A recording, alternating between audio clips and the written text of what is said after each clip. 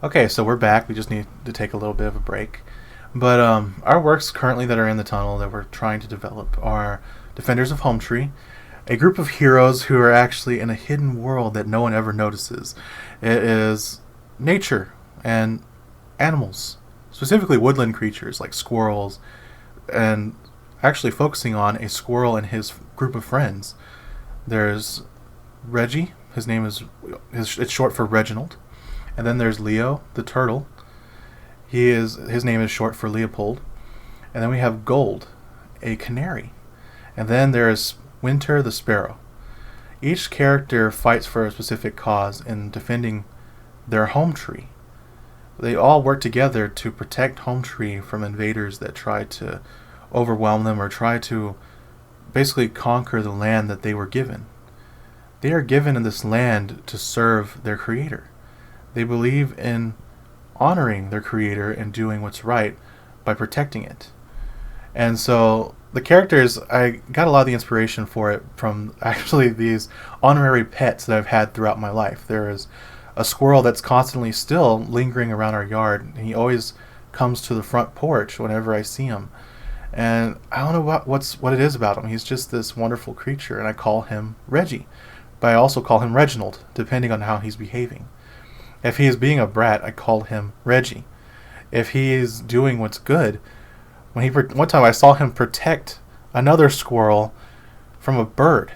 It was a crow trying to attack a squirrel. He defended this squirrel, and we named that squirrel just because he was really chunky. We named him Chunk, and that's his cousin. And just because he has a silly name doesn't mean he's silly. He actually is a noble character too in the story. And while I haven't seen much of that squirrel, Reggie is my favorite one. And then we have Leo. Leo in particular, the turtle.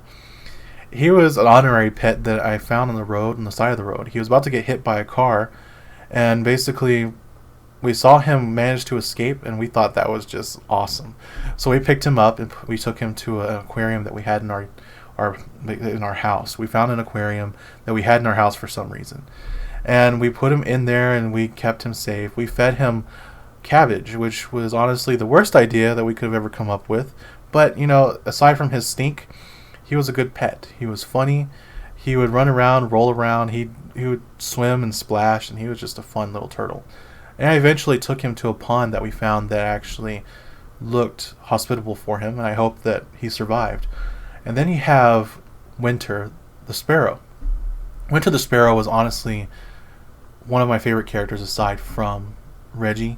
Winter was a bird that basically found its way to our front porch. You remember what happened that day, Manny? Yeah, it was so it was Winter, and that's why we call him Winter. And we're so creative.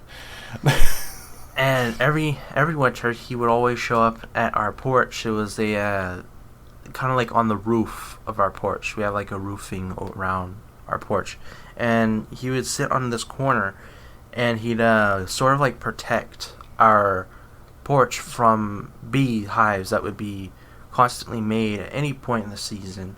There'd always be a beehive or a hornet's nest that was created just right above our door or near it. And Winter, he'd sort of just like scare away any of those problems all the time. Yeah. Before he left, and we're not sure what happened to him, but we do know that basically this bird was around for years. When we first found him, it was funny. He flew into the porch and perched there in the corner, and then we opened the front door, and then he suddenly flew into our house, perched on a chair on the dining room table. He just perched there, stood there like, I'm home. And then he decided to fly back out, and he stayed right there on the porch, and he stayed there for at least like 8 to 9 years. Like, he was constantly there. Eventually he left, but we're not sure what happened. We don't want to delve into it, but we have our suspicions. And we kind of show a sort of justice for our suspicions in our story of Defenders of a Home Tree. We hope to one day actually turn it into an animated series, but like most of our work, we are hoping to create animated characters or animated shows for our characters. But to begin with, we'll be releasing a Defenders of Home Tree children's book for anyone who wants to read it. And we also have another one called Misadventures of Icarus. This one I came up with my mom. She helped me a lot with this one because we kind of wanted to create mostly an animated series with him. It's a character who basically inspired by the stories of Icarus from Greek mythology and Greek history. Icarus, was the little boy who flew too close to the sun. The childish teenager or whatever age you want to make him. In our story, he's a little kid who struggles with listening to his parents, and because of this suffers many different misadventures. It's kind of a prophetic word, a self-fulfilling prophecy of what he becomes. But we focus on it being lighthearted and him learning from his mistakes, and we're hoping to kind of redeem the character a little bit. Same with most of our stories, we like redemption arcs. We like stories where people who make mistakes become good again, or they strive to do what's right. Now the next one that we're also working on is something that my brother came up with. It's called Medusa, A Tale of Redemption. What would you say that's about? That one is going to be a graphic novel.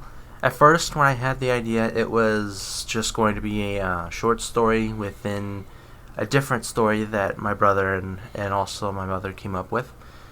What was it called again? It was called The Legend of Meriden.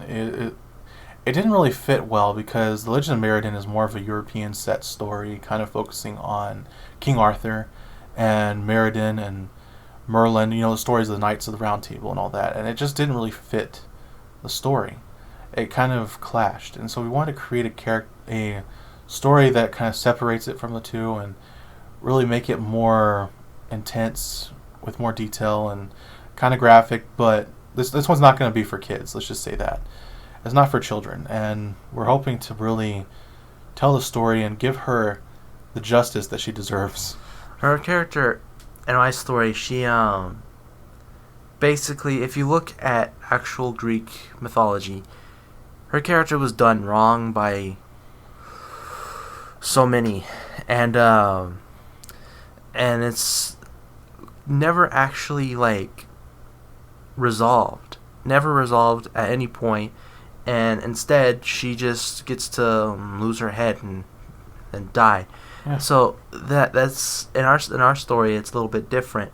That was actually in our story, that's a I shouldn't reveal anything about that currently, but anyways, her character is just generally a lot more.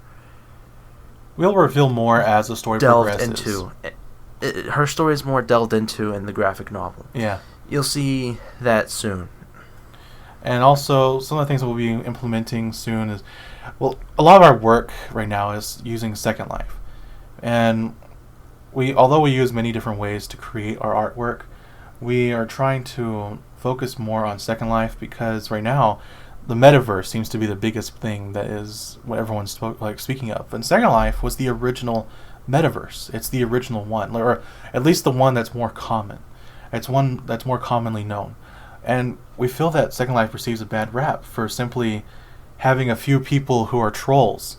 And you can't group together all things in Second Life with trolls.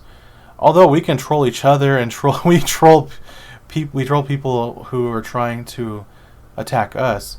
We try to maintain a level of I guess a stable mind whenever we do things. And we know many people who are just creative artists in Second Life. And right now there's so many creative artworks that are being done, so many sims, different regions that are being developed in world. And with ours, we're hoping for it to be just simply kind of like a beacon of hope, a symbol of creativity and artwork without the need of sexual immorality and crazed sexual fantasies. We are trying to keep things a little bit more PG-13, but there will be rated R elements of violence mostly, because the fact that violence is a more common thing that happens in the world, and it's more resolvable than perversion. You can resolve violence, but you can't resolve perversion very easily, except by cutting it out. And one of the things that we also want to discuss is how everyone can support our channel. I know we were going to come to this eventually. We want to be able to continue to grow and to share our work. But obviously, we need support. You can support our work by simply visiting our site, liking our pages on our social media, sharing our work whenever we post it. You can share it on your own pages. And you can also subscribe to our channel. Ring the bell icon, as usual, like most channels say. And or you can just appear in Second Life and you can actually visit us in Second Life. Work. You can view all of our work in Second Life. It's completely free, unless of course you want to look a certain way. It can cost a lot of money if you want to make your avatar look professional or look well done. And we try to help certain individuals, those who are just starting out. We try to help them however we can in finding the resources needed to make themselves look how they want. And although it's going to cost some money, we know that joining Second Life, whenever we joined, it became a fun thing for us.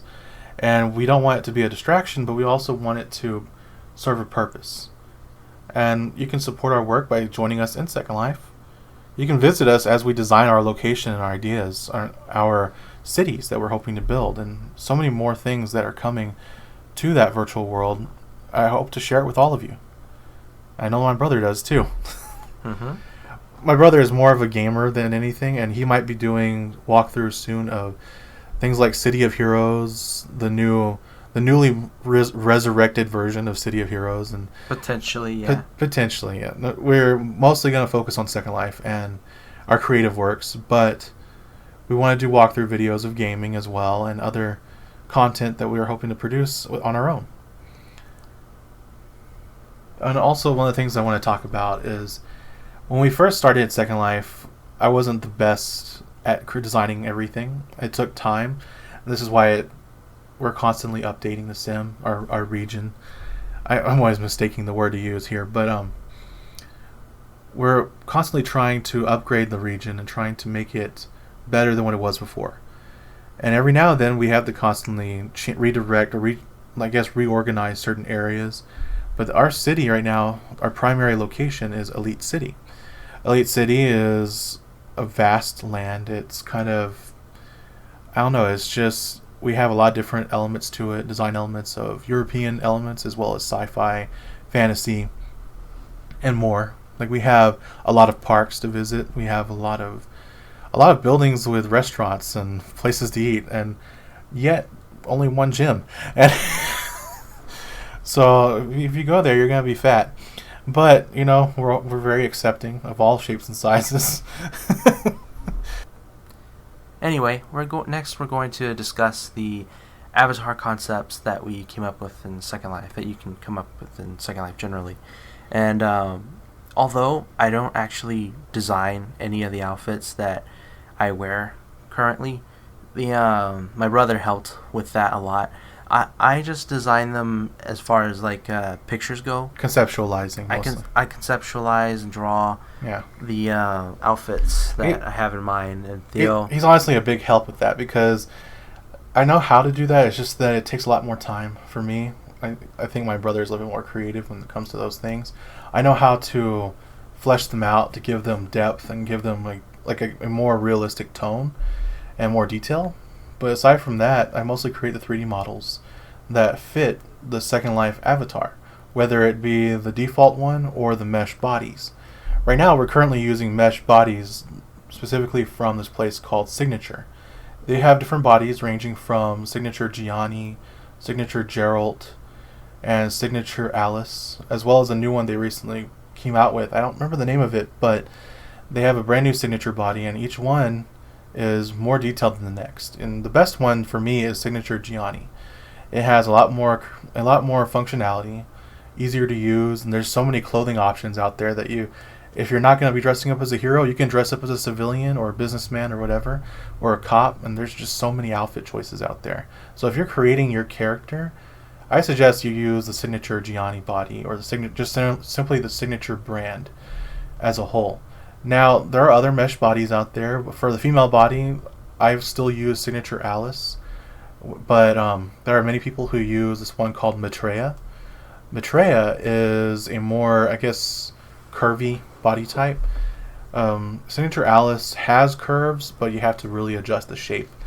But when it comes to most female people, they love creating curvy shapes. When it comes to our sim, if you want to visit Multiverse Online, I suggest you try to keep things not too exposed, because it's still PG. We try to keep things, and so we're hoping to keep things as clean and as mature but clean. And that's pretty much all I can say about that. And well, when it comes to Second Life avatars, let's just say there's a lot of customizability that you can do, and with us, we use them to create our own superheroes, supervillains, and pretty much anything. And so we close this in my robotic brother's voice. Goodbye. Have a good day. Thanks for watching. Please subscribe to our channel. Hit the bell icon and just subscribe. Yes, please subscribe. Please subscribe. And hit the thumbs up button, please. It would really show support. Have a good day. Bye.